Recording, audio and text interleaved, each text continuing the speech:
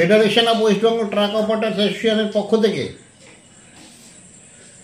আজকে একটা খুব দুঃখের দিন।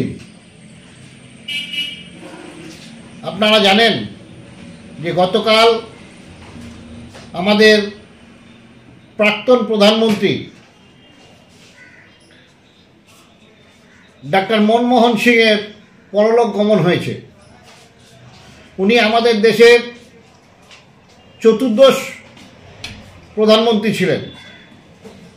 শুধু তাই না, উনি একজন অর্থনীতিবিদও ছিলেন।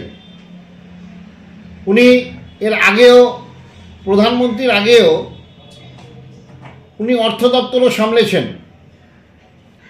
আজকে সারা পশ্চিমবাংলা তো আছেই, সঙ্গে সারা ভারতবর্ষের পণ্য পরিবহন সেবাটা ওনার সময়ে আমরা খুব ভালো এবং স্মুথভাবে আমরা পণ্য পরিষেবা দিতে পেরেছি। যেমনি আমাদের অর্থনৈতিকের দিকটা খুব শক্ত হয়েছিল, সঙ্গে মার্কেটে যে এই অবস্থা আজকে আছে তার থেকে অনেক ভালো অবস্থায় আমরা এই ব্যবসাটা করতে পেরেছি। তাই আমরা সারা পশ্চিমবঙ্গের ট্রাক মালিকদের পক্ষ থেকে আমরা ওনার মৃত্যুতে গভীর শোকাহত।